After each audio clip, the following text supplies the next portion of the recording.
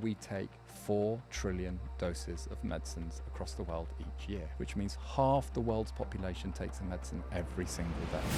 You probably have about 30 to 100 million microbial genes in you at any given moment, which means that you're 1% or less genomically human. The microbiome is like a really critical missing piece in the puzzle in trying to understand drug metabolism. When we're thinking about our gut microbiome, how can we be supporting our brain health? Stress, anxiety and worry really does change your immunology. We're now beginning to properly understand those mechanisms and we're beginning to understand the role that microbes directly play in that process. James Kinross is a world-leading microbiome scientist and surgeon at Imperial College London and author of Dark Matter, the new science behind the microbiome. Our addiction to relying on medicines to solve a lot of the self-inflicted healthcare problems that we have. It is a problem because if we don't change our strategy to this, the unsustainable healthcare systems that we currently rely on will collapse, right? There's absolutely no doubt about that. How do we know if we've got a healthy microbiome? It's a question that I don't think the scientific community has really answered robustly enough yet. I think about a healthy microbiome as being... I'm your host, Sarah Ann Macklin, and I'm on a mission to uncover the maze of health myths around nutrition and well-being and guide you through my 7 pillars of health. Join me on a journey of discovery and connection and pull up a pew for a front row seat to the most exclusive health conversations of our time. Welcome to Live Well, Be Well. If you've watched one episode and enjoyed it, I'd love to ask in agreement for you to subscribe to the show. Subscribing is such a small thing, but gives so much exposure, bringing bigger guests, bigger production, and more that we can deliver each week to more people. Every time you subscribe, it shows me that you enjoy the content. So if you do me a favor, and if you've enjoyed the show, please press subscribe. James, welcome to Live Well, Be Well. Hi, thank you for having me. I am so excited to have you here because we're going to go into the universe of the microbiome. Yes. So before we do, I really want to understand the microbiome because one of the things that I read in your book, Dark Matter, which is why I mentioned the universe of the microbiome, is that the bacteria in the gut weigh close to 1.5 kilograms, which is 100 trillion cells. Now that's huge. Yeah. So let's dive into this. Can you explain what the microbiome is and why it's so important? Okay. Very simply, a microbiome is a collection of microorganisms. So it's not just bacteria, it's yeast, viruses, parasites, archaea, all these different types of organisms, and all of the things that they need to survive within a niche. So we've got an oral microbiome, we've got a colonic microbiome, we've got a skin microbiome, we've got a lung microbiome, and they exist, if you like, at macro level, at big scale, but also at tiny niche scale. So we have a planetary microbiome, we have oceanic microbiomes, ecosystems, but if you get down to a tiny little crypt within our gut, there might just be a very specific niche within it. And I think a microbiome has 2 key features to be called truly a microbiome. The first is that it must have some evolutionary basis. And that's important because these microbes are not transitory. They're not there by accident. They haven't just fallen into us, and they just happen to be there. Microbes were here before, they were on the planet before we got here, and they'll be here long after we've gone, and they have shaped the development of all of our organ systems, and we need them. And the second thing you need to know is that there is a time-dependent relationship. What I mean by that is that the microbes that we have at any given moment might change, and they might change in really important ways. So the microbes that we have within us in early life have a very different set of functions that we might need to those that are with us at the end of life. And what we have learned in 20 years of research, 25, maybe 30 years of microbiome research, is that the microbiome is absolutely enormous, and it's hugely diverse, and it's very, very variable between people. So you threw out some big numbers there. And these numbers, they're kind of debated, right? So they're based on calculations. But the main thing to think about is this. You are coded by a genome, we think made up of give or take 25,000 genes that code all of the functions that enable you to live and be healthy. And you probably have about 30 to 100 million microbial genes in you at any given moment, which means that you're 1% or less genomically human. And what that means is that really, philosophically, in terms of this discussion, you can think of you, Sarah, as a superorganism. You're actually the function of lots of interacting genomes all of the time that are dynamic and shifting through your life cycle. So really this microbiome it's enormous. It's completely undiscovered and unmapped. That's not quite true, but there are huge chunks of it that we just don't understand and don't really know who they're. And it has a critical determinant in your health.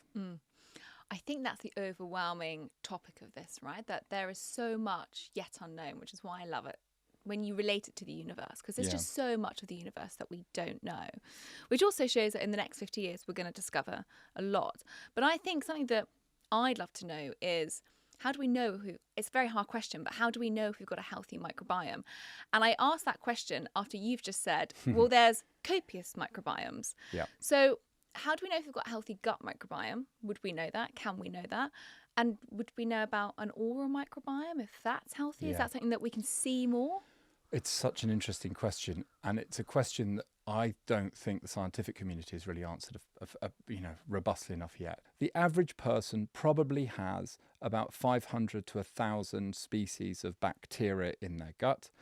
We think there's about 2,500 plus species of bacteria that exist within humans, which is, to give you another analogy, it's about the same number of total species that exist in a rainforest of trees, right? So it's that sort of level of diversity. But there's probably about 150,000 species of viruses. And none of these viruses exist in our database. And we have no idea what they're doing. We don't just not understand what they are doing with other microscopic organisms in that niche, so how they're interacting with bacteria or archaea or whatever else is floating around. But we also don't understand how they're interacting with us. So the reason my book is called Dark Matter is because you brought up this kind of analogy of space. We know that 95% of the universe is made up of dark matter, this invisible force that binds us together. And human health is the same. We've got this massive undiscovered metagenome of microbes, and it doesn't turn up in any of the health-based tools that we have for measuring health, and it's just a giant blind spot in our understanding of how human biology really, really works. So if we take a step back and you say to me, what is a healthy microbiome? Well, you can think about it in terms of who is there, the meta taxonomy. Can you catalogue it and say, well, you don't have enough of this, you've got too much of that, and it turns out that's probably not a very good way of describing a healthy microbiome because it's so variable between people. You and I probably at a species level share 10% or less of the same species of bacteria, right? So it's not a very good measure.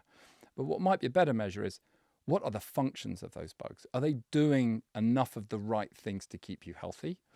And how resilient is that ecosystem in the face of a bit of external stress?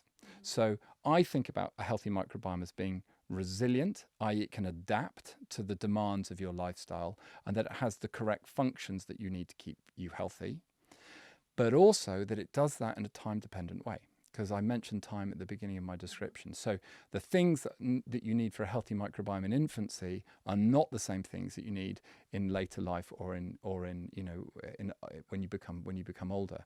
So it's a kind of time-dependent answer. It depends where you are in your life cycle. Recent studies in the UK have shown a concerning trend. Nearly a third of Britons suffer with insomnia or severe sleep disturbances, with stress, screens, and sleep hygiene largely to blame. This isn't just about feeling groggy in the morning. The NHS has linked poor sleep with a high risk in chronic conditions such as heart disease, diabetes, obesity, and not to mention the impact on poor mental health. That's why I'm excited to share with you my experience with Natramat, a company that truly understands the science of sleep. Crafted in Devon with its organic, renewable materials, Natramat mattresses are a testament to what it means to sleep naturally. Unlike the common mattresses that trap heat and moisture, Natramat's use of organic wool and coconut fibre ensures your body remains at a comfortable temperature throughout the night, promoting a more deeper, restorative night's sleep. But what really sets Natramat apart is their commitment to sustainability. As the UK's first B Corp certified bed and mattress company, they're not just talking about environmental responsibility, they're living it. From their solar-powered workshops to their groundbreaking Mattress for Life initiative, choosing Natramat is a choice for a healthier planet. I personally visited Natramat's showroom in Chiswick and I was amazed at their sleep zone. It's designed to give you a real sense of how their mattresses can transform your sleep. the calming ambience, the bespoke sleep aroma, and the privacy to truly relax and feel the difference. It's an experience that I would recommend to anyone who is serious about improving their sleep quality. For my UK listeners looking to transform their sleep and by extension their health, I encourage you to visit naturalmat.co.uk. And don't forget, being a Live Well Be Well listener, you can get 10% off your first order using the code LIVEWELL. Invest in your sleep, your health, and your planet with Natural Mat. So for an adult, we're not thinking about, and I'm going to get into this, into infants Sure. and babies and birth and older age, but as an adult, just thinking categorically, we can't answer if we know we've got a healthy gut microbiome, because there's lots of tests out there that people can come back and say, you've got this many gut bugs and this many good and bad. But you're saying, well, actually we're so different that is that actually true reflection if we've got good or bad healthy gut microbes or not? We've gone into testing. I mean, man, that is a can of worms. So I'll give you my perspective on it. I say it because I think a lot of people listening to the show are dying to know about it, and it's a minefield. So the microbiome testing is the Wild West. And most of the direct-to-consumer tests that you buy are not very helpful. And the reason they're not very helpful is because the sequencing technology that they use to measure metataxonomy, that word that we used before, don't really give you much precision. So they don't get you a description of what's happening at a species level. So, bugs can be described based on their, their phylogeny, right? And we can think about a phylum, a family, a genus, or a taxon. We can go all the way down to species or strain. And they tell you nothing about species or strain. So they lack any form of depth and any form of accuracy. And so they don't properly tell you about that variance between people. And they don't tell you with any precision precisely which bacteria they're measuring. And the other problem is that they all apply different bioinformatic tools. So they all apply different computational ways of measuring that data. And what that means is that you're quite often not really comparing apples with apples. And that information is also quite often linked to perhaps questionable marketing data around the consumption and sale of probiotics or prebiotics, or they're basically trying to sell you something else, right? And they're very expensive. That doesn't mean that we shouldn't be testing microbiomes that I do in my clinical practice, but I use very specific tools that I understand both the advantages and limitations to, and I look for very specific measures of what those bugs particularly are doing. If we take a step back again and we think about the broader medical community or scientific community, we're now also beginning to start to apply some standards. And so that we all understand what we mean when we say specific things, and that we regulate perhaps a little bit more of what these tests are actually doing. And so that the results of those tests are communicated in a meaningful way. So many of you might have had your microbiome tested and you get like 90 pages of results and it's just utterly meaningless. And I can't understand it. There's no way a consumer can understand it. And it's basically a waste of your time. That data has to be understood in context of a specific health problem, and you've really got to know what you're looking at. So would you say the only way to understand if you've got a healthy versus unhealthy microbiome, to put it in a very simplistic term, is symptomatic? No, what I would say is that if you want to understand it, you've got to measure it longitudinally in yourself over time. So you've got to understand that when you measure it, it's a snapshot of where you are at any given moment. And that's actually at the core of why microbiome science is so important. It's very much unlike your genome, which is incredibly stable and doesn't change.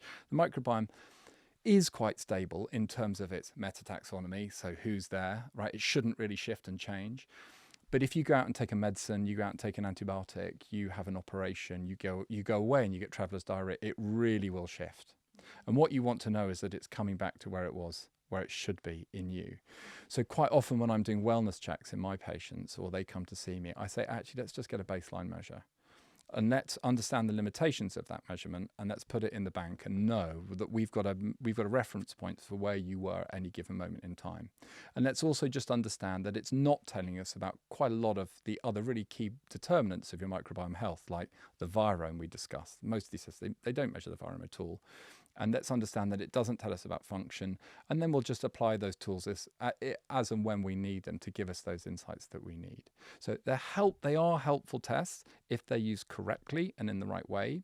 And you can tell a little bit about the resilience, the diversity. You can tell a little bit about whether or not you've got too many of these bad actors, pathogens or pathobionts, and not enough probiotic strains. Those are useful things to know, but you just have to understand the limitations of the analysis.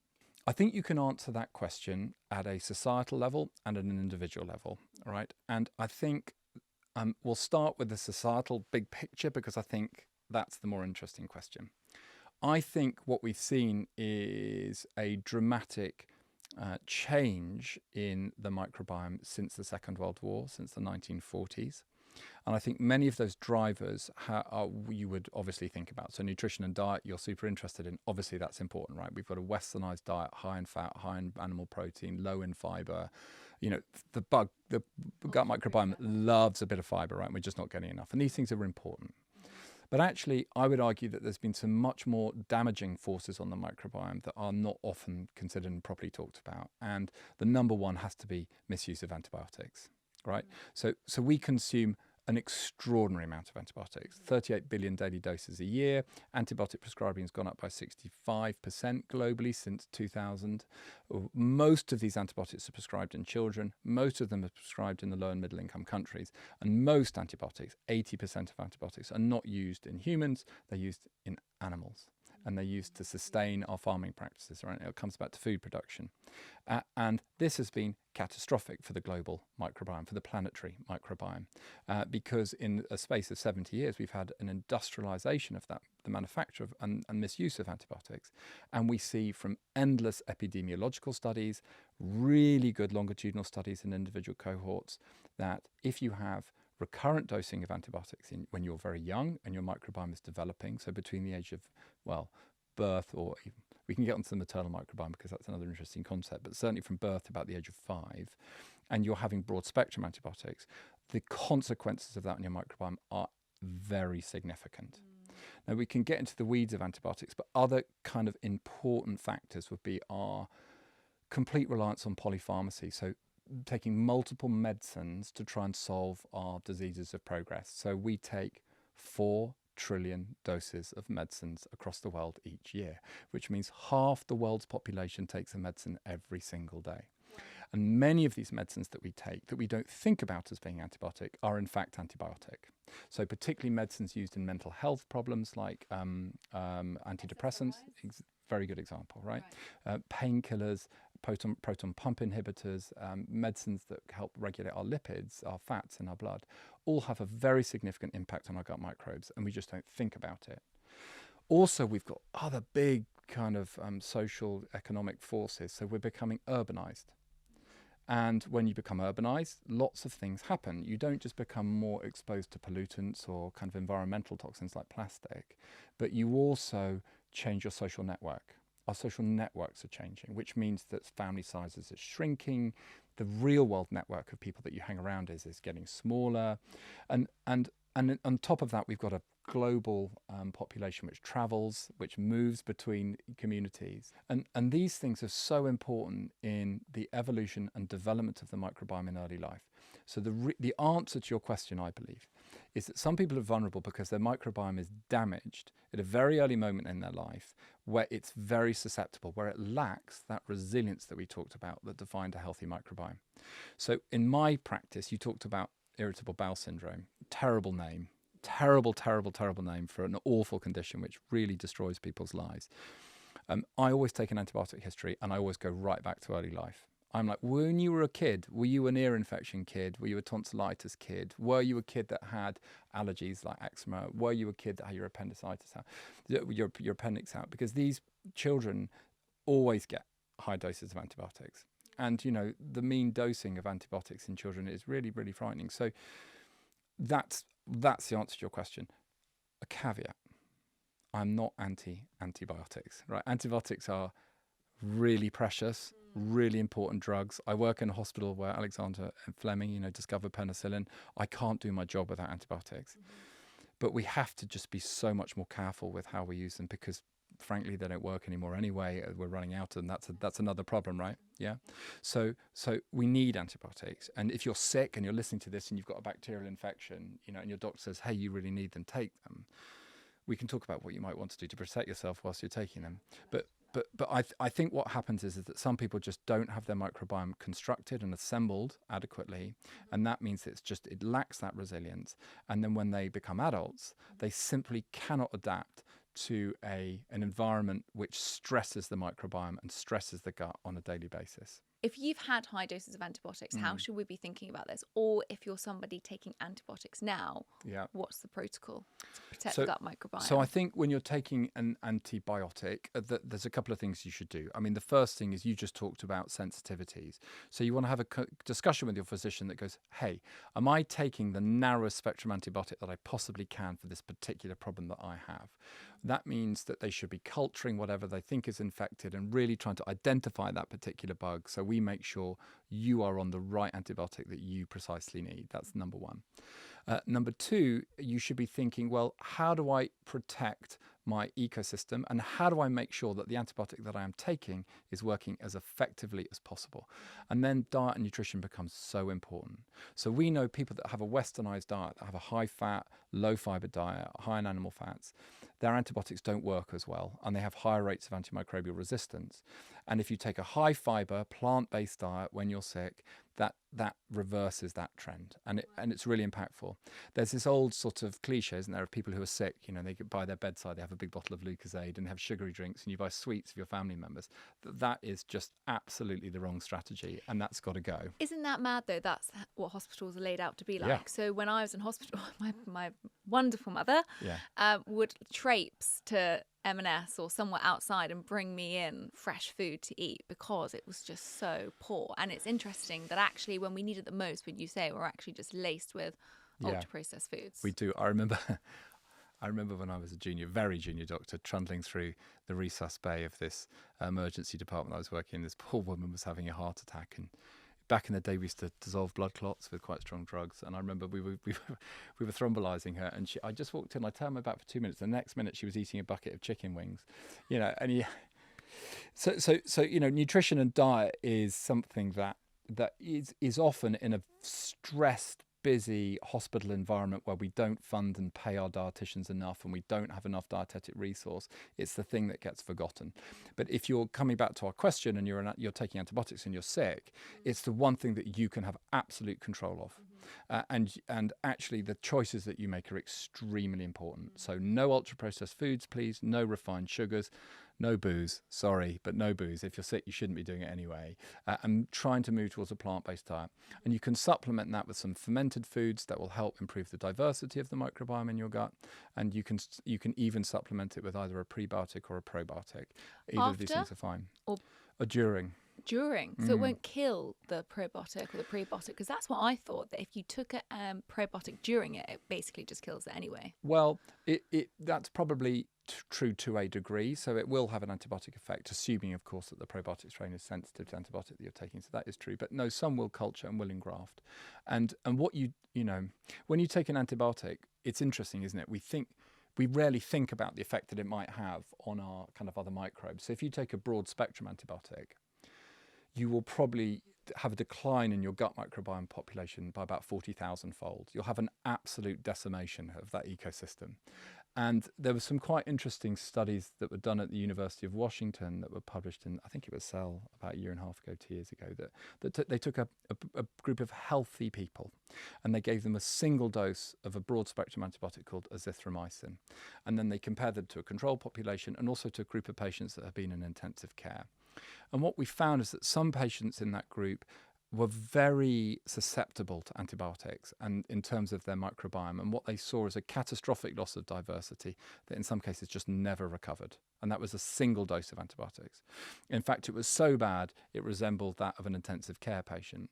And what we know that even in those patients that don't have that kind of catastrophic loss, that the function of that microbiome will also be dramatically altered.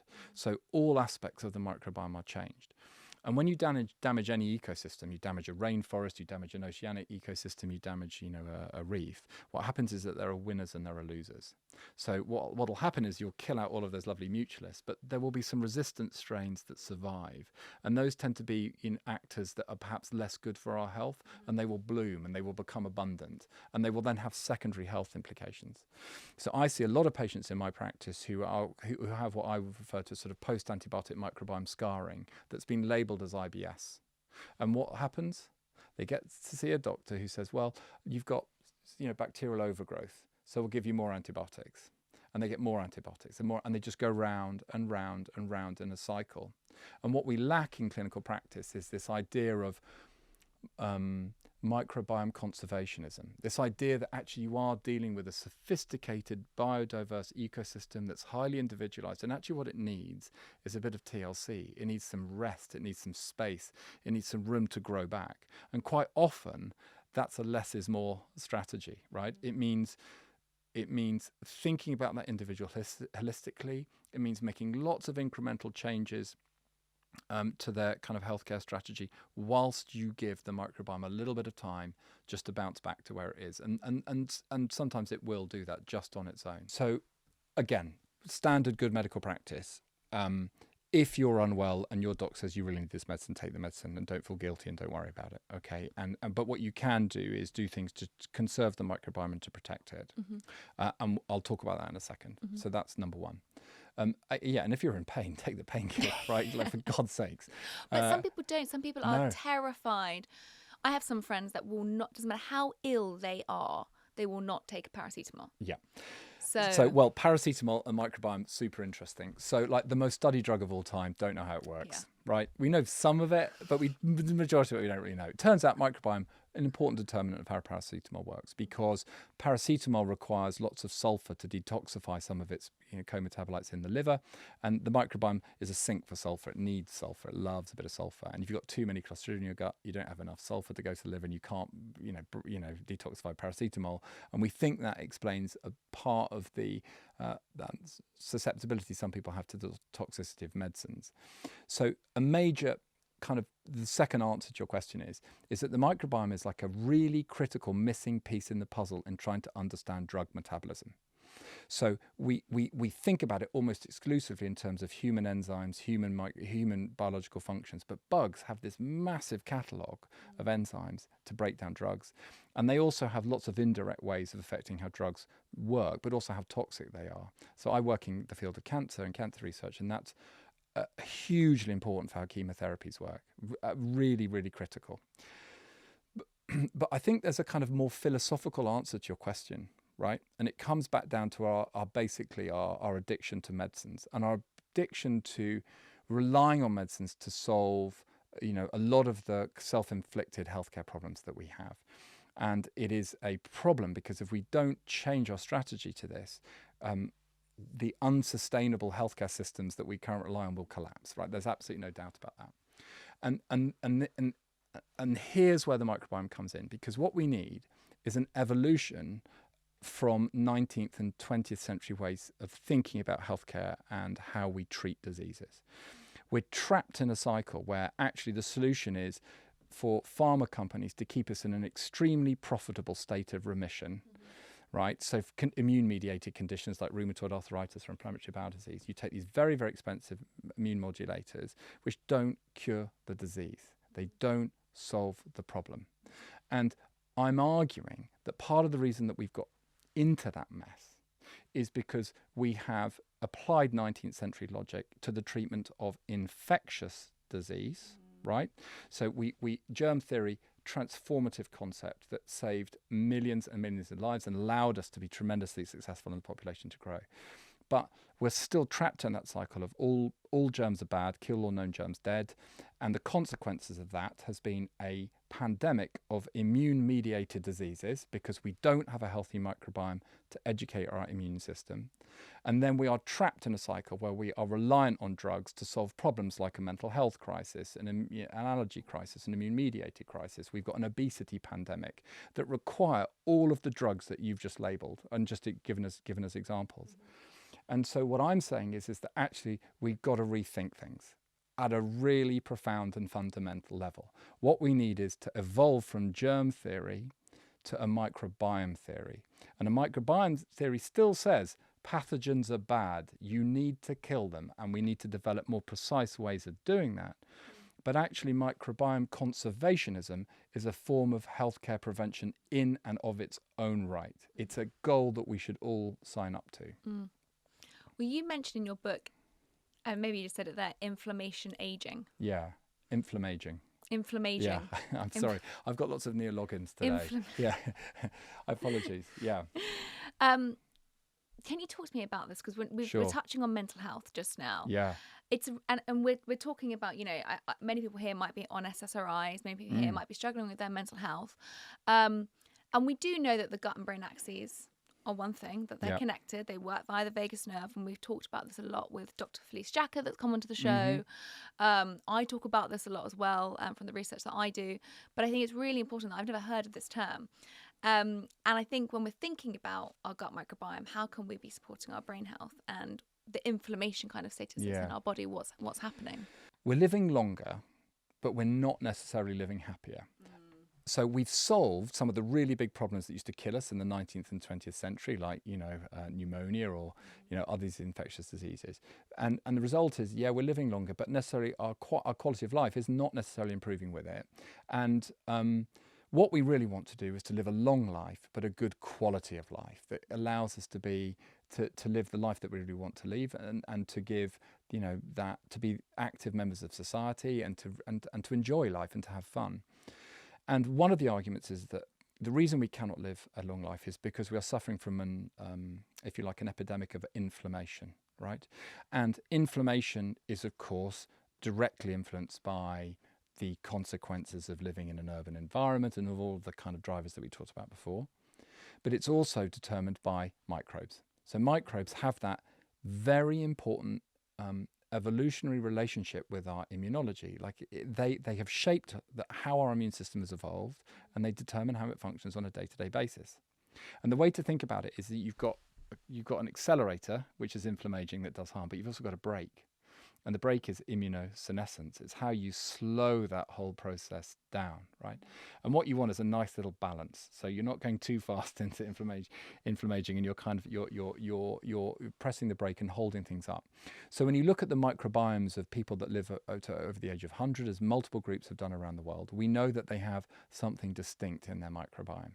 And it seems to be that that's an important part of the mechanism. It's able to influence that inflammaging process. And we're beginning to understand how it does those things. How does it? Well, an example might be it changes the way that we metabolize and break down a substance called bile. So bile is like that green juice that our liver makes, right? If you've kind of been really sick, you've seen it, right? The neurovirus. Tastes really bitter, right? Yeah. So bile, it turns out, it has a really sophisticated set of jobs and to keep us healthy, and it's quite an important determinant of how our immune system works. And bile is metabolized in the gut. It's broken down in the gut by bugs into kind of secondary bile acids. And people that live, in this particular Japanese study have a very discrete and particular way of breaking down that bile, determined by very specific species and strains of microbes. And what's interesting is you can take those microbes and pop them in an animal model, and you can replicate, what's happening in terms of their aging. So you can kind of validate those mechanisms. But the truth is, of course, that there will be multiple mechanisms, right? And maybe we'll get on to discussing this, but I often talk about the microbiome in terms of orchestral signaling. Okay. So this idea that actually, if we come back to we're the conductor, and they're all going off. Yeah. So in the early part of our conversation, you were asking me about, people who are perhaps, how do you define a healthy microbiome? Well, a healthy microbiome must have this suite, this cascade, this kind of engine room of functions that keeps us healthy. And this one way of thinking about it is of a symphony of molecules. These molecules is distributed throughout our lifetime, and the symphony plays a song, and that song will get louder or quieter, and it will boom, or it will be piano, it will be soft, depending on kind of what you need at that moment for your health at a given time. And that cascade, that musical symphony, plays with us over the duration of our lifetime, and it is its consequence on the immune system, which I think is the most important determinant of how we age. But can you kind of mention, people are probably listening to this going, okay, well, how can I get there? How can I get my microbiome to support my decreasing my inflammation, support my immune system, support this kind of break that goes on and off? Like, what are the tangible things that people can do to get there? So the good news is, I always love a good news. So the good news is that your listeners and viewers are some of the most educated and informed in the world. And the truth is, they're probably doing a lot of those things already. So if you're listening to this, you probably are. Can I say one thing? Yeah. I believe that when people believe they're doing something right, there's a lot about mindset. We had Dr. Ellen Langer on here recently talking about mindset, that actually it does change. Oh, for sure. Inside your physiology. So if you're listening to this thinking, and that's why I really wanted to kind of mention about the paracetamol and the ibuprofen and the drugs, because if you think that you're taking them and you're destroying your gut microbiome, it probably will happen. Well, what I There's absolutely believe is that, and there's been some really super interesting work that's just come out of the US, in fact, just a few months ago, looking at this, that stress, anxiety and worry really does, through a vaguely mediated route, change your immunology. Like, we're now beginning to properly understand those mechanisms, and we're beginning to understand the role that microbes indirectly play in that process or directly play in that process. And also, anecdotally, patients that come into my clinic who I meet in my job, if they've got a positive mindset and they're like, I'm going to beat this thing, I'm going to do well, I'm going to get out of hospital, a day before you said that I'm going to, they always do. They just always do better. And this positive mindset is a really key thing. And I think it's so hard for people that live with chronic diseases to feel that way, because they are just absolutely, quite often they're exhausted, but quite often they're being treated within healthcare systems that perhaps are not equipped to manage them in that way, or perhaps don't have that nuanced understanding of biology, or perhaps not quite as enlightened as you are into the way that the body might really work. So I think you're right. I think, though, the point I was going to make... Yeah, sorry, I interrupted you. No, you didn't, because you raised a very, very good point. The point I was going to make is the gift of microbiome science is that it explains how and why many very well-established health prevention strategies actually work. Right? It's a gift because you can hack it, you can bypass those things, and you might be able to, do something that's more focused or more targeted. But most of the time, it just explains how the things that we do work well, and it also explains that inter-individual variance between people. And the problem with giving like a kind of a solution that works for a whole audience is we've started this conversation by saying that the microbiome is so variable between people. So one thing might work for one listener and it might not work for another, right? And the best example I can give you is fiber consumption. I've wanged on about the importance of fiber consumption and how we've all got to get to the magic 30 grams of fiber a day and how good that is for the microbiome. But I guarantee you there'll be a bunch of IBS sufferers listening to this going, there's absolutely no way that I am doing that because my gut simply cannot take it. So can I mention one thing here? Sure. Dr. Felice Jacka came on the show a year ago. Food and Mood, biggest trial ever done on kind of depression symptoms and diet, SMILES trial. Fascinating trial, really, really interesting. And my question to her was, okay, beans, fiber, legumes, all of those things, kind of like the staple of this modified Mediterranean diet. I think it was like 5 to 8 servings of whole grains a day. Yeah. So it's large. And my question back was, well, if you suffer with IBS or IBD, a lot of people will wince at this because it's going to be painful. And she said, then they need to eat more. And if you keep eating more, you won't have those effects. I so partially I put agree that with that. to you. I partially agree with that. So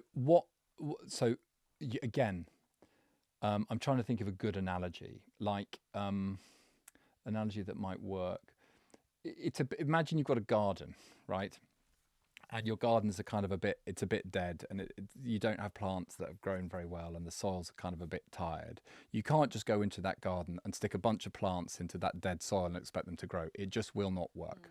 What you have to do is you've got to work on that soil, get it into a state that actually it can help those plants engraft and grow and bloom, and then you've got to feed and water that lovely garden so it turns into something that's lush and green, and your gut is the same. So what that means is that actually you've got to do things in a very staged and controlled and careful way.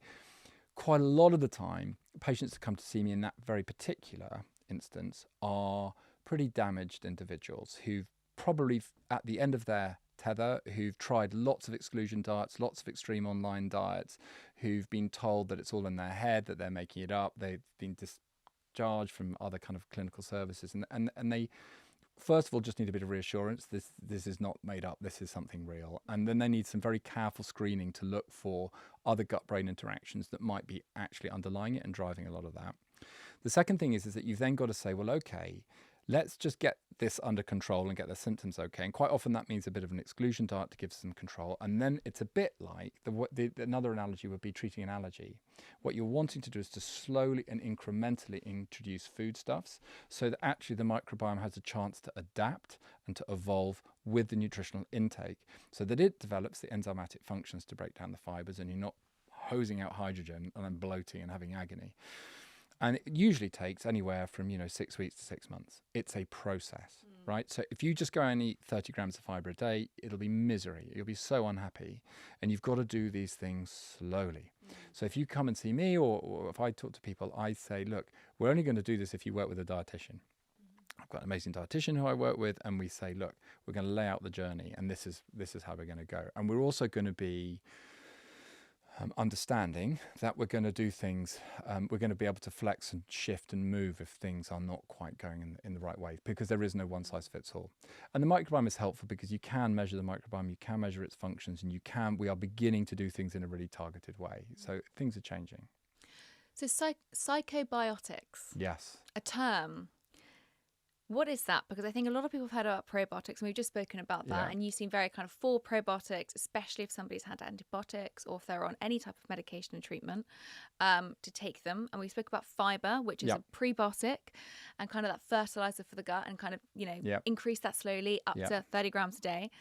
Psychobiotics. Yeah. What's that? People might not have heard of that before. Psychobiotics. So a psychobiotic is a living organism that when taken has a proven health benefit on your mental health specifically. And it's this idea that if we assume that we have just done that the gut and the brain are mechanistically linked in both their development and their aging process, but also in regulating your day-to-day mood, that we might be able to take specific strains that interfere with that mechanism for our own benefit. So for example, for treating depression, for treating anxiety, and for treating these problems. And there is some very interesting experimental evidence in animals that you can take particular strains and it might actually have an impact on not just things like depression, but actually things like autistic spectrum condition symptoms or behaviours that are really profound, or indeed things like the treatment of addiction. The problem, and there's always a problem, isn't there? The problem is that these animal studies do not translate well to human studies, because the human microbiome is so much more diverse, so much more sophisticated, so much more vulnerable to external variation and external influence that actually single strains don't seem to be quite so effective. The other caveat is that it's a super early area of science. And so we need to give it a little bit more time. So at the moment, I can't say to you, hey, take these strains for depression because there's an evidence base to support it. That just does not exist. But they're a supplement form. Well, what you're seeing is you're starting to see them being sold and marketed, right? So it doesn't really matter about the science. People would just market it anyway. So you're starting to see it. But you can't get them in a food. It's a supplement more than anything. Correct. Exactly right. So you take it in a capsule, you take it in a formula. But probiotic science is evolving, right?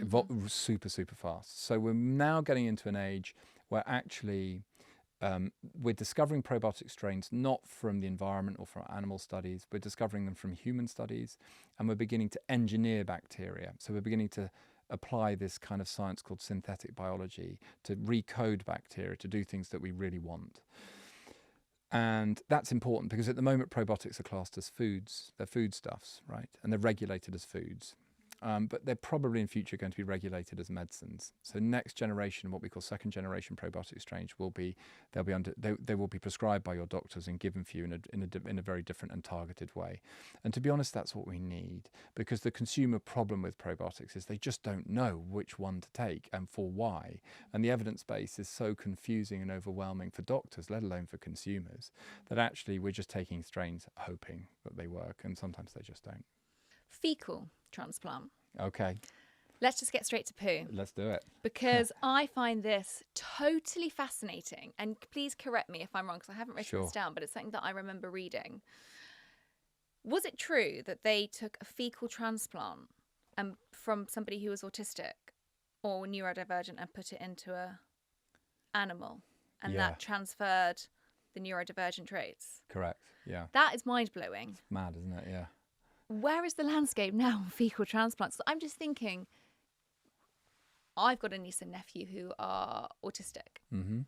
Now, would they grow up to potentially swap their microbiomes with somebody who hasn't got autism? And would that then mean that they wouldn't have autism? I mean, I know this is a very long stretched answer, but I'm thinking ahead in the future. Like, Yeah. is this what we're getting to? So the answer is no, and I'll explain why. Okay. Okay. So just for some of your viewers that may not know what fecal transplant is, it is as gross as you think it is. So effectively what you're doing is answering the question you previously put to me. You said to me, like, how do people improve their microbiomes? There are some people that maybe they just cannot, right? Their microbiomes are so scarred, they're so damaged that you can't. And the idea is that what you need is a wholesale change in ecology. We're going to take the ecology of a healthy person and put it into someone who's not very well. So in practice, we treat it like any other donation of any other organ. So you make a donation, but that donation is based on the idea that you're healthy, and we screen you, and then we screen for pathogens within the sample. Then what we do is we effectively put that sample in a Magimix with a bit of saline, and it's kind of like that, although we're getting better at manufacturing it. And then we administer it sometimes through a nasogastric tube, which is a tube that goes in your nose into your stomach, or sometimes it's given by an enema or at colonoscopy. And increasingly, it's now taken as capsules, so we can freeze dry it. Yeah, I know. It's What a freeze dry. name. What a name. And you take it orally. And actually, fecal transplantation has been used historically for thousands of years, famously so. But actually, it's also been used for hundreds of years as an experimental tool for understanding how bugs influence human health. And there are about 420 odd plus trials now around the world in humans for fecal transplantation in conditions as diverse as autism, peanut allergies, through to cancer care and inflammatory bowel disease, the whole shooting match. Now, what's interesting about the specific example that you raised, which is neurodivergency and neurodevelopment, is that we are beginning to understand that the brain and the gut develop together. And there's a startling overlap between how the microbiome evolves and how the brain evolves, and how the microbiome shapes brain development and how brain development shapes gut development, because it's a two-way street. And fecal transplant has been used as a tool for trying to understand that relationship. And you're completely right. They did a bunch of studies where they took twins who were genetically identical, but one had autism and one didn't, and they were able to do fecal transplant into an animal model that was genetically bred to be susceptible to autism. And what they found is that when the autistic twins' feces was put in, the animal developed autism, and when the lean twins, the non-divergent neurotypical twin feces was put in, actually that resolved the symptoms of autism. There are some caveats to this. The first is that effect, most interestingly to me, was only found before weaning.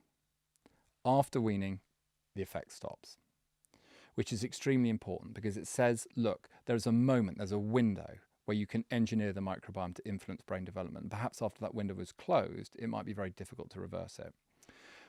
And the second caveat to that is that only specific behavioural traits were transferred. So what we have to acknowledge is that autistic spectrum condition or other neurodivergent conditions are under lots of different control mechanisms. Some are genetically controlled, and some are more vulnerable to environmental changes. So it's not quite as simple as that.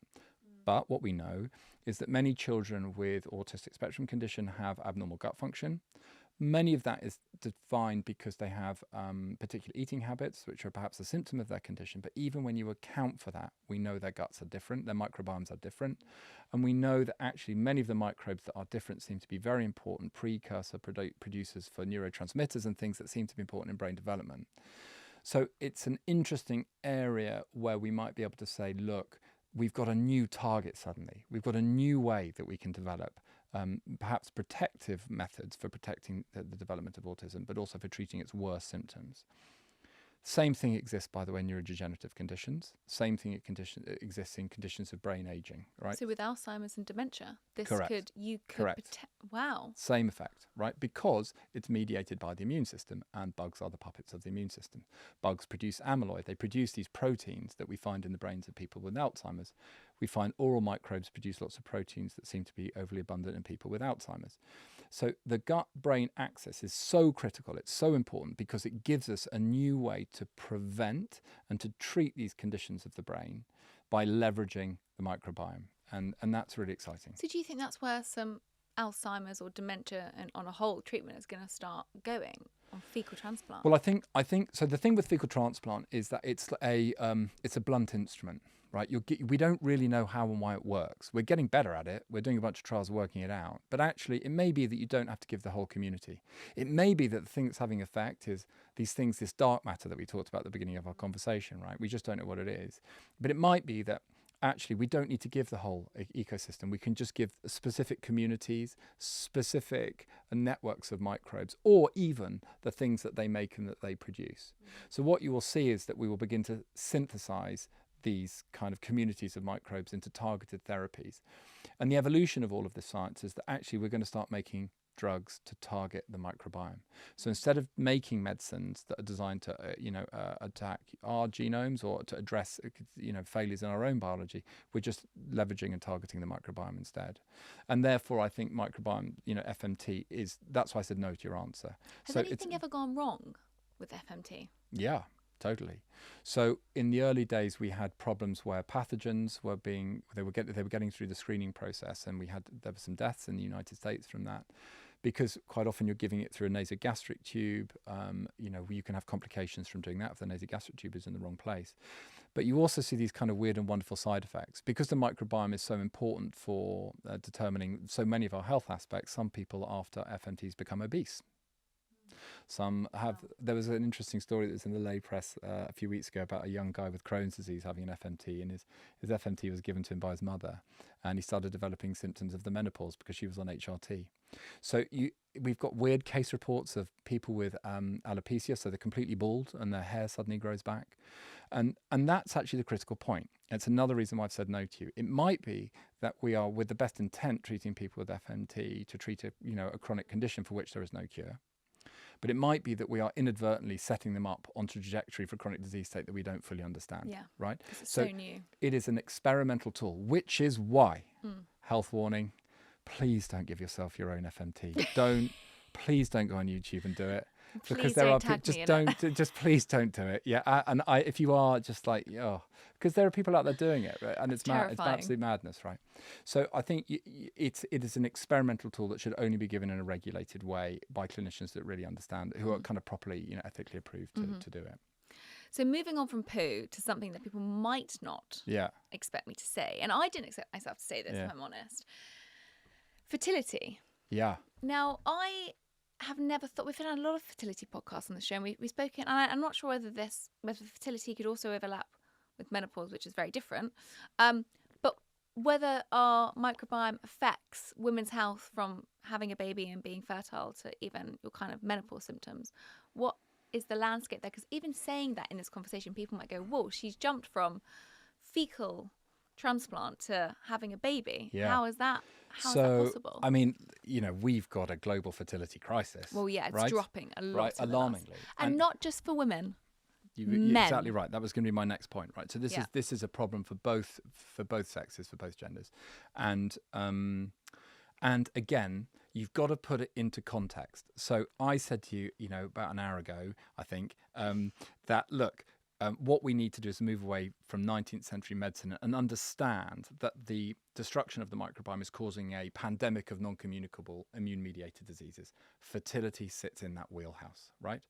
And you have to understand in that context. So the microbiome is absolutely part of that story. It's not the whole story, but it's a key part of it. So we haven't actually sidestepped so erratically because actually, we were talking about fecal transplantation. Actually, we're now moving into an era of vaginal microbiota transplantation. I know, there was the first one. Yeah, right, as a treatment for infertility. So what we know in women who are infertile is that actually they lack the diversity of lactobacilli species that kind of help regulate pH in the immune system of the vagina and a whole host of other functions. And there's just been one or two case reports coming out now where if you correct that kind of imbalance, if you like, in microbes, that actually in those few cases, at least, those women were able to conceive. What does it look like, by the way? Well, I have to tell you, I don't know the Okay, answer to fine. that question. Are we because injecting Oh yeah, lactobacillus yeah, into yeah, yeah, the yeah. So vagina? you have to obviously sample it from a healthy woman, yeah. and you have to screen and target that woman in the right way. Okay. And you're taking swabs and you're culturing and trying to grow those microbes and then recapitulating them. But just to come back to the fertility question, yeah, it's absolutely critical, and it's critical. I'll give you another example why it's critical. So in men, for example. We'll probably get into this. The microbiome is a very, very important determinant of how androgens and sex hormones work, right? It's this kind of missing piece in their puzzle, because yes, they are produced and manufactured by human cells that make these hormones, but their effect, if you like, and their bioavailability, so how available they are to have an effect, is determined in part by microbes. And so in obese men who have kind of low testosterone levels and have problems with infertility, it seems to be a big part of it. And the reason is that they influence the availability of vitamin A. Vitamin A is an important determinant of spermatogenesis and how you make sperm, and that seems to be a kind of key part of it. So sometimes it's a direct effect of the microbiome, i.e. in vaginal health or women's health, and sometimes it's an indirect effect, as in spermatogenesis in men. Oh my gosh. So what would people be thinking about when it comes to their microbiome and fertility, apart from a transplant? I think it's interesting. I think in sexual health, we are obsessed by pathogens, and for good reason, right? There are 80 million STIs in the US each year, and it's a really important thing. And I'm not for 1 second saying to your community of listeners that you shouldn't be practicing sexual health. You must. Safe sex is important. Yes, very important. But what we don't talk about is the value of our symbionts, our mutualistic microbes, in maintaining our sexual health, and their importance in preventing the risk of common diseases that women might get, like bacterial vaginosis or thrush, and in men it's just the same. We know that the microbiome determines your risk of HIV susceptibility, your risk of how effective those drugs work, by the way, if you get HIV, if you're unlucky enough to get it. And we don't think about optimizing our sexual health through our microbiome. And this is really, really important, because it's missing, and it's as damaged as any other kind of microbial ecosystem. So what you're starting to see is startup companies now beginning to address that. You're starting to see particularly products targeted towards women around vaginal microbiome sampling, and trying to create products which are more sensitive. And it's obviously really important. But I don't think yet we've got a kind of a deep understanding of that biology where I can say to you with 100% certainty, okay, this is what your female listeners should be doing, or this is what your male listeners should be doing, beyond common sense. But I guess using less chemicals on our skin anyway, or in our health, is important. Yes. Right? So that's like one big step that I'm just thinking as you're talking about it, like thinking about products that we're using on ourselves. But I see, because of just the nature of what I do see women who are going through IVF treatments, for example, who are struggling with fertility, and quite often the microbiome is a missing piece in their kind of journey, in their puzzle. It's just not considered by fertility experts, and it's not considered by clinicians. And so, for example, I see patients who have failed in their IVF treatment because they've just got resistant bacteria within the system for a number of different reasons. And actually, when you correct that and you improve the diversity of the gut and you have a holistic approach to it, actually you can address that problem. So pathogens are a cause of infertility. Pathogens are a problem. Equally, symbionts, mutualists are a source of a really effective prevention strategy for that. And that is part of that kind of holistic microbiome theory strategy that I'm really talking about. And just to kind of end this on the holistic microbiome theory, and chime in if there's anything that's not right here, but you're looking at a predominantly more plant-based, fibrous food approach. You're looking at reducing stress. You're looking at mindfulness. You're looking at increasing exercise. You're looking at maybe a probiotic and prebiotics. Like, as someone, because you just mentioned when somebody comes in and struggling for IVF, you'd give them a certain protocol. What would that look like? How would you approach it in a holistic way? I'm sort of saying those things. I'm actually trying to say something a bit broader than that. Mm-hmm. What I'm saying is that we are experiencing an internal climate crisis. I am saying in 70 years, we've had a systematic destruction of critical, diverse ecosystems within us and on us and across populations, that is having a dramatic and fundamental impact on our health. And the solution to that is not kimchi. It isn't. The solution to that is the same. You need a similar strategy to addressing and dealing with our external planetary climate crisis. You need systems level changes. And But for the individual, that's not possible. well, it is possible, because in the same way that you probably recycle your waste, and that you make choices about how you travel or your carbon footprint, or these sorts of things, we can all make individual choices as a society about how we care and look after our planet, and we can do the same for our health. So yes, at a practical level, nutrition, diet, doing things to support the health and diversity of our ecosystem is important. But as important is ensuring that you have a strategy that minimizes damage and destruction.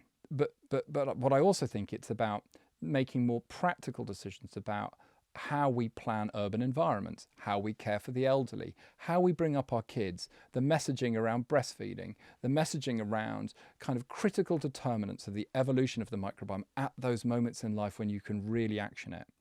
And I'm actually more radical than that. I'm not a very radical person, actually. But you are. but I believe the maternal microbiome should be a basic human right. We haven't really talked about that. That'll be the next time. You'll have to come on. Next time. We are going to have to do But it. I do honestly believe that the maternal microbiome should be a basic human right, because if the maternal microbiome is not right, you are potentially having an infant that has a risk of non-communicable disease from which it is trapped and from which it cannot escape. And that's all through microbial programming of that developing infant. And again, that science is emerging. But to me, that's increasingly where I think the action is. We're going to have to do a whole podcast on that. Yeah, okay. Because I could just keep talking to you all day. And I think it's so fascinating just to kind of, to not overwhelm listeners, but just how big this topic is huge. Can I say one more thing? Yes. So the way to think about it is it's top tips. Top tip. So the way I think about it is it's as an important determinant of your health as your genome. So we think about the causation of disease as gene-environment interactions. Just think about it as gene-environment-microbiome interactions. You don't need to understand the whole thing. You just need to know that they're important determinants of your health, and that the small choices that you make will be important. So eating, plant-based diet, it's a really important thing. Your microbiome really loves it. Just do that. If you take nothing away from this whole chat, 30 grams of fibre a day. That's it. I mean, and even that for some people can feel overwhelming. So it's the small steps, right? But actually, people listen to the show and they care about their health. Yeah. So share this with as many people as possible. Please do. James, it leads me to my last question, which I wonder if I might know the answer to. But what does live well, be well mean to you? And it doesn't have to be about the gut microbiome. No. This is anything. No, it says to me one really key thing. It says have fun. So I can't tell you just how important it is to have fun. I say this to all my overworked medical students and to my staff. Having fun isn't just important, for your mental health and for your day-to-day existence. It's important for your longevity. It's important for all aspects of your mental health and all aspects of your health more broadly. And I don't think we focus enough on it or value its importance enough. And the thing that I feel most lucky about in my life, I have lots of amazing things in my life, which I feel very, very, very lucky to have, is I get to have fun. I get to meet super interesting people who are much cleverer than I am, and I get to talk to them about things that I'm interested in, and I get to meet interesting people who I get to look after, and I just feel very privileged. So to me, it absolutely means have fun. However you choose to have it, right? I'm not judging. As long as it's not a fecal transplant. Yeah, on don't your do own. that. That is not, yeah, exactly right. Yeah. Then you can have fun. Thank you so much. We're going to have to get you back on to talk about the maternal gut microbiome. But lastly, the book Dark Matter. Yeah. Definitely, please buy it. Please. It's out. It's so fascinating. Thank you. Alongside that, where could people maybe come and see you, or do you have anywhere you can direct listeners? Sure. So I'm at the Cheltenham Science Festival, I think, coming up later this week. But you can find me at www.dark-matter.org.uk. You can find me on Instagram. You can find me on... Oh, God, no, I stopped using Twitter. I had to stop using that. Okay, went off. I know, because I tried to tweet today and I was like, where has he gone? I left. He's gone. Elon was too much for me. I'm sorry. Yeah. Amazing. Well, we'll put that all in the show notes. Thank but you so much. Thank you so much. Thank you for having me. It's been a treat.